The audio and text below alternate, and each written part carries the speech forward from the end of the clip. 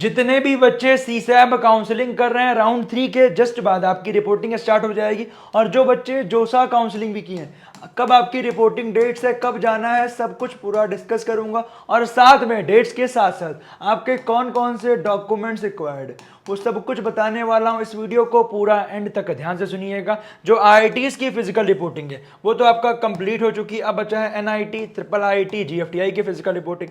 क्या डेट्स हैं, क्या डॉक्यूमेंट्स लेके जाना है, सबको डिस्कस करूंगा।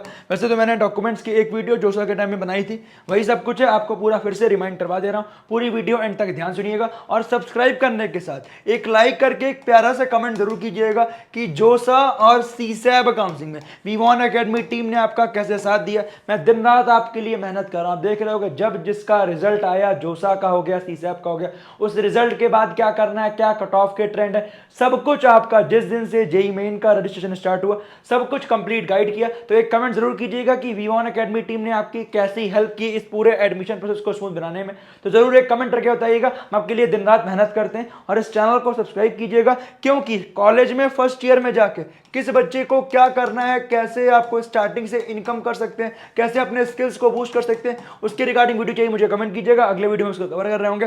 साथ में physical reporting NIT, triple IT, GFTI में जस्ट आफ्टर सीसैब राउंड 3, जो आपको सीसैब राउंड 3 में कॉलेज मिलेगा उसी कॉलेज में आपको रिपोर्टिंग करनी है। और अगर आप जोसा में फ्रीज कर चुके हो या सीसैब राउंड 1 एंड 2 में आप फ्रीज कर चुके होंगे तो आपको तब भी उसके बाद ही करना होगा। कहने का मतलब क्या, राउंड 3 के जस्ट बाद ही करना होगा, बट अपना आप सब कुछ उसके अकॉर्डिंग मैनेज कर सकते हैं। ध्यान दीजिएगा क्योंकि अपडेट्स बहुत करीब आ चुकी हैं, ध्यान दीजिएगा। और आपको करना क्या है, उस वेबसाइट को जरूर चेकआउट करना है, जो भी एनआईटी, ट्रिपल आईटी, जीएफटीआई मिला है उस वेबसाइट पे पूरा कंप्लीट इन्फो आ चुका है, ऑलमोस्ट कॉलेज का आ चुका है। किसी कॉलेज का बचा हुआ है तो राउंड 2 के जस्ट बाद आ जाएगा। Physical reporting at allotted institute by all the candidates, ठीक है, थ्रू सीसैब। और बैलेंस फीस आपको अलॉटेड इंस्टीट्यूट में ही पे करना है, ठीक है। एक तो आपने स्टार्टिंग में पे कर दी, सीट मिलने के बाद IF2 पे कर दी, ठीक है। क्या डेट रहेंगी, 20 से लेके 23 अगस्त, 20 से लेके 23 अगस्त, ध्यान रखो, 20, 21, 22, 23। इट डिपेंड्स कि आपका वो ब्रांच वाइज कर रहे हैं कि एक दिन में कर रहे हैं, वो सब कुछ अभी आप दिखाऊंगा, ठीक है। एग्जाम्पल एक बार दिखाऊंगा, ध्यान दीजिएगा।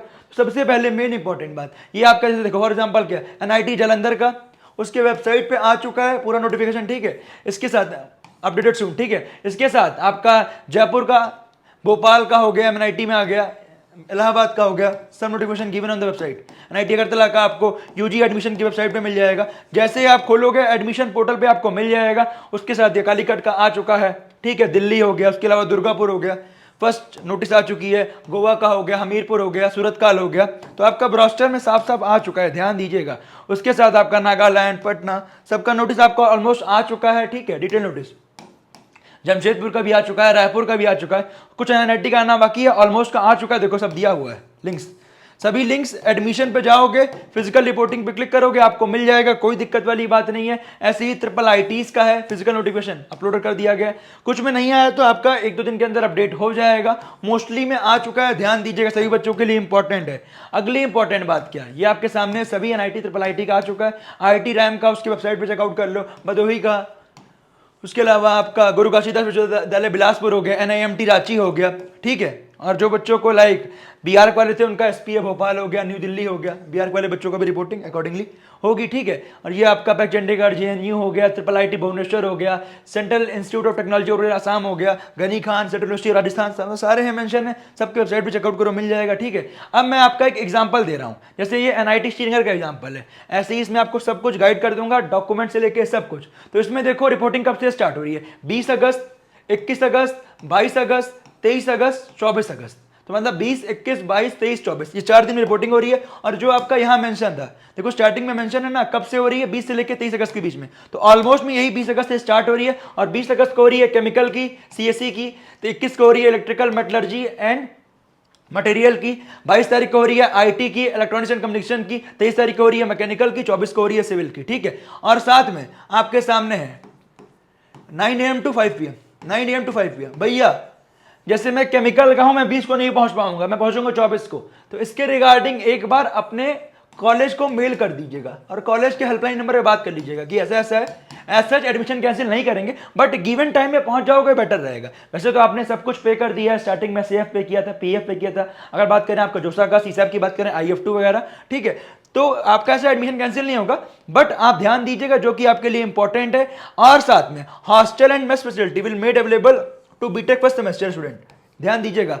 एंड साथ में physical reporting by the dean student welfare after all admission formalities, ठीक है, ये ध्यान दीजिएगा तो आपको मिल जाएगा सब कुछ। एंड साथ में आपके लिए बहुत सारे बच्चे क्या, एक कहने का मतलब students are advise to create academy bank of credit ABC ID, जो कि आपका abc.government.in पे मिल जाएगा, बट आपका डिजी लॉकर पे जाओगे मिल जाएगा। तो ये डाउनलोड कर लीजिएगा, ये एक इंपॉर्टेंट है एबीसी आईडी, जो कि बहुत जगह मांगा जा रहा है, ठीक है। ये आपका डेट्स, जैसे ये देखो डेट्स मेंशन है, ये आपका नोटिस जुलाई में आ गया था, 24 जुलाई को आ गया था, तो ऑलमोस्ट एनआईटी का आपका नोटिस आउट कर दिया गया है। तो ये इंपॉर्टेंट है, श्रीनगर का है, ऐसे और भी एनआईटीज का है, तो उसमें आप देख लीजिए, उस डेट्स के अकॉर्डिंग आप पहुंच जाइएगा। अगली इंपॉर्टेंट बात क्या, ये आपकी डॉक्यूमेंट्स की बात करें तो डॉक्यूमेंट्स में क्या क्या इंपॉर्टेंट है। पहला देखो मेंशन है admit card of JEE main 2025, पहला document admit card JEE main 2025 का।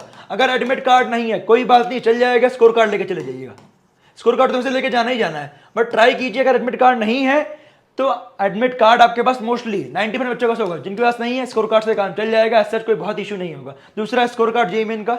उसके अलावा registration come lock choices for seat allotment, मतलब जिनके पास अगर चॉइस लॉकिंग वाला, कहने का मतलब क्या, चॉइस फिलिंग वाला पीडीएफ नहीं, उससे कोई इशू नहीं है। प्रोविजनल सीट अलॉटमेंट लेटर, भैया ये क्या होता है, तो प्रोविजनल सीट अलॉटमेंट लेटर, ये ध्यान दीजिएगा, जो आपका डॉक्यूमेंट वेरिफिकेशन लेटर, जिस भी राउंड में आपको सीट मिली हुई थी, जिस भी राउंड में आपको सीट मिली हुई थी, वहां पे जैसे फॉर एग्जांपल जोसा मिली होगी फर्स्ट टाइम या सीसीआई में मिली होगी, तो वहां पे एक डॉक्यूमेंट वेरिफिकेशन लेटर मिल जाता है, उस लेटर को लेके जाना है। और उसके साथ जैसे आपका राउंड 1 में अगर फीस कर दिया है, तो राउंड 1 का जो आपका सीट लेटर है, सीट अलॉटमेंट है, सीट अलॉटमेंट जो आपके वेबसाइट पे है, उसको डाउनलॉड कर लो, उसका स्क्रीनशॉट ले लो, या फिर आपका राउंड 3 का है तो राउंड 3 का ले लो, ठीक है। उसके अलावा proof of fee payment SAF PF, ये आपको मैंने बताया था, जैसे आप फॉर एग्जांपल जो बच्चे एसएएफ पीएफ पे करके अपना डॉक्यूमेंट डाउनलोड किए होंगे, उसमें उनका एसएएफ और पीएफ का लिख के आ रहा था। और जैसे अभी आप IF2 पे किए हो तो राउंड 3 के बाद एक आपका फाइनल अलॉटमेंट लेटर आएगा, वो आप डाउनलोड कर लेना जो बच्चे सीसीआई वाले हैं। Photo ID card as per Indian government, like Aadhaar card चल जाएगा, पैन कार्ड चल जाएगा, पासपोर्ट, ड्राइविंग लाइसेंस, तो सबके पास आधार कार्ड हो गई। उसके अलावा आपका क्या, क्लास 12 का मार्कशीट एंड क्लास 10th की मार्कशीट। क्लास 10th की मार्कशीट में अगर आपका 10th का मार्कशीट में अगर आपका डीओबी नहीं दी है, डेट ऑफ बर्थ प्रूफ नहीं दिया गया, तो आपको डीओबी, कहने का मतलब क्या, प्रूफ ऑफ डीओबी लेके जाना पड़ेगा, मतलब बर्थ सर्टिफिकेट आपको लेके जाना पड़ेगा, ठीक है। उसके अलावा मार्क्स सर्टिफिकेट क्वालिफाइंग 12th का, ठीक है। उसके अलावा माइग्रेशन और टीसी, माइग्रेशन और टीसी फ्रॉम द इंस्टीट्यूशन। और उसके अलावा 10 नंबर आपका कैरेक्टर सर्टिफिकेट, कैरेक्टर सर्टिफिकेट लगता है, ध्यान दीजिएगा, कैरेक्टर सर्टिफिकेट है, ध्यान दीजिएगा। कुछ बच्चे पूछते हैं भैया कैरेक्टर लगेगा नहीं लगेगा, कैरेक्टर आपका लगेगा जो कि आपका लास्ट इंस्टीट्यूशन था। उसके अलावा आपका क्या, आपके latest colour passport size photograph, इसमें 12 कलर फोटो मांगा है, पासपोर्ट साइज फोटोग्राफ लेके जाइएगा, 10 से 15, कोई दिक्कत वाली बात नहीं है। उसके अलावा soft copy of photograph with light blue background, ध्यान दीजिएगा, तो लेके जाइएगा, जो कि आपका पेन ड्राइव में, मतलब सभी जो बच्चे जहां से जिस स्टूडियो से निकलवाएंगे उससे अपना आप एक काम करिएगा, सॉफ्ट कॉपी हार्ड कॉपी दोनों ले लीजिएगा। उसके साथ मेडिकल सर्टिफिकेट एज पर जोसा फॉर्मेट और income, annual income, family certificate if applicable. तो फैमिली का जो इनकम है, जो फैमिली का इनकम है वो उन बच्चों के लिए, मतलब SC ST वाले बच्चों के लिए एप्लीकेबल नहीं है, ध्यान दीजिएगा, SC और ST वाले बच्चों के लिए एप्लीकेबल नहीं है, उनको लेके नहीं जाना है। जो बच्चे फॉर एग्जांपल उनको ले जाना मैंडेटरी है, जैसे आप जानते हो NIT श्रीनगर की बात करें तो जिनके पेरेंट की इनकम 5 लाख से ऊपर है उनको तो कोई फी रिफंड नहीं होगा। 1 लाख से कम वाले बच्चों को उनकी फीस ऑफ हो जाएगी, किसमें, जनरल WCPC वाले बच्चों को, और 1 लाख से लेके 5 लाख के बीच में फीस होगी, तब 2/3 माफ हो जाएगा। तो उन बच्चों के लिए मैंडेटरी है, ध्यान दीजिएगा, साफ साफ मेंशन है, annual income certificate of parents will be considered for tuition fee waiver, ये ध्यान दीजिएगा। तो लेके no income certificate shall be entertained tuition fees waiver after completion of the admission process. तो आपको लेके जाना पड़ेगा, जिनको भी ट्यूशन फी वेवियर चाहिए उनको लेके जाना पड़ेगा, ध्यान दीजिएगा। Income certificate spread for applicable BTech income certificate, ठीक है। पेरेंट्स का लगेगा, ध्यान दीजिएगा, पेरेंट्स का लगेगा। Student belonging to SC ST PWD उनको आपका नहीं लेके जाना, ठीक है। नीड नॉट टू सबमिट लिखा है, नीड नॉट टू सबमिट, ये ध्यान दीजिएगा। तो इनके लिए इंपॉर्टेंट है, ध्यान दीजिएगा, जिन बच्चों की पेरेंट की इनकम 1 लाख से कम है उनको इनकम सर्टिफिकेट लेके जाना है। जनरल WCPC वाले बच्चों को, SC ST PWD वाले बच्चों को जिनकी 1 लाख से 5 लाख के बीच में, उनको भी लेके जाना मैंडेटरी है। Student are required to submit the application form में ट्यूशन फी वेवियर वाला लगेगा, ध्यान दीजिएगा। उसके अलावा आपका क्या, student submit to income certificate affidavit भी लगेगा, फॉर्म बी, तो आपको मिल जाए, कोई दिक्कत वाली बात नहीं है। और कैटेगरी सर्टिफिकेट ध्यान दीजिएगा, SC ST EWS PWD OBC जो आपका स्ट्रिक्टली जो सा फॉर्मेट में था वो लेके जाइएगा, मतलब जो आपने लगाया था जो सा काउंसिलिंग में जो आपका पास कर दिया था वेरीफाइंग ऑफिसर का, वही सेम टू सेम लेके जाइएगा, उससे कोई दिक्कत वाली बात नहीं है। और जो बच्चे महाराष्ट्र वाले हैं, एक चीज ध्यान दीजिएगा, जो बच्चे महाराष्ट्र वाले हैं वो अपना कास्ट वैलिडिटी लेके जाइएगा।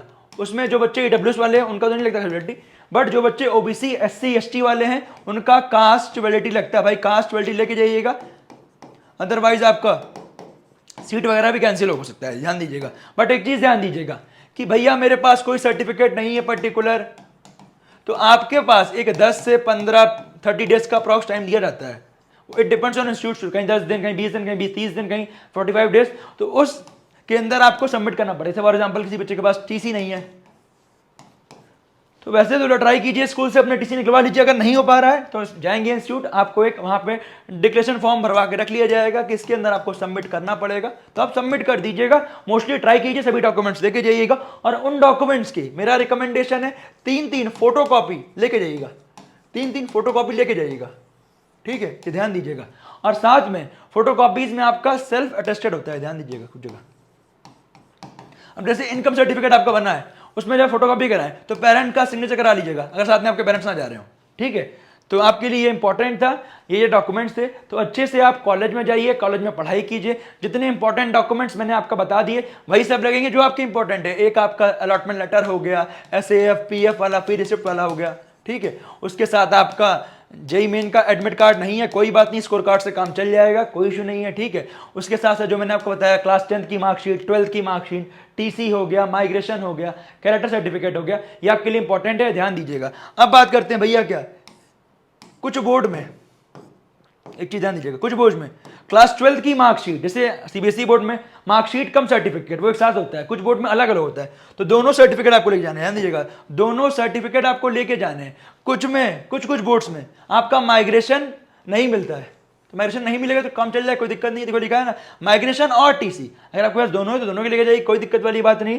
सब चीजें मैंने डिस्कस कर दी। इसके अलावा कुछ डाउट होगा रिगार्डिंग फिजिकल रिपोर्टिंग, मुझे कमेंट कर दीजिएगा, मैंने सारे इंपॉर्टेंट डॉक्यूमेंट्स आपका कवर कर दिए। हाँ, एक ध्यान दीजिएगा कि फादर मदर की भी फोटोग्राफ अपने पास रख लीजिएगा, अगर हार्ड कॉपी नहीं है तो सॉफ्ट कॉपी रख लीजिएगा, मान लीजिए कभी बार मांगता है तो आप रखे रहिएगा। और इनकम के लिए ध्यान दीजिएगा, किसी बच्चे के अगर पापा गवर्नमेंट एम्प्लॉई हैं या वो ITR भरते हैं, इनकम टैक्स, तो ITR कॉपी जो आपकी करंट ईयर की है वो आप रख लीजिएगा, क्योंकि कई बार होता है कि वो चीज़ें मैच की जाती हैं, तो बेटर रहता है इनकम अगर आप ITR भरते हैं तो उसके रिगार्डिंग भी आपका इनकम प्रूफ वहां से पता चल जाएगा, तो आप लेके जाइए, कोई इशू वाली बात नहीं है। इसके अलावा कुछ डाउट होगा मुझे कमेंट कीजिएगा। Wish you all the best, मिलते हैं आपसे अगले वीडियो में। चैनल को सब्सक्राइब कीजिएगा और एक कमेंट जरूर कीजिएगा कि आपको वीडियो कैसे लगा और पूरी जर्नी विमान अकेडमी के साथ कैसी लगी। Wish you all the best, college में जाके अच्छे से पढ़ाई कीजिएगा, दोस्त बनाइएगा, बट ये ध्यान दीजिएगा कि स्किल्स डेवलप करना जरूरी है, CPI अच्छा रखना जरूरी है, क्योंकि स्टार्टिंग में तो मौज करोगे बेटा, बट लास्ट जब 4th ईयर आता है तब सब कुछ बोलते हैं भैया कोडिंग वगैरह, तो स्टार्टिंग से आप कोडिंग वगैरह पे फोकस कीजिएगा। अगर आप CS वाले ब्रांचेस में या फिर किसी और ब्रांच में, CS वाले तो बच्चे करेंगे, अगर आपको CS की तरह मूव करना है तो वो चीज़ ध्यान दीजिएगा। कोर में जाना है तो कोर के अकॉर्डिंग, गेट के अकॉर्डिंग पढ़ना पड़ेगा बेटा, पढ़ना पड़ेगा, ध्यान दीजिएगा। बट बच्चे सोचते हैं कि नहीं लास्ट ईयर में निकल जाएंगे। अब जैसे जैसे जॉब्स वगैरह आप जान रहे हो कि जिनकी स्किल्स अच्छी है, NIT IIT IIT का एक प्लस पॉइंट तो है कि आपको कंपनीज वगैरह आती हैं, बट कंपनीज वहां भी आ रही तो स्किल्स देखनी है, ऐसे नहीं कि ऐसे ही आपका हो जा रहा है। तो कॉलेज जाइएगा, पढ़ाई जरूर कीजिएगा। Wish you all the best, मिलते हैं आपसे अगले वीडियो में।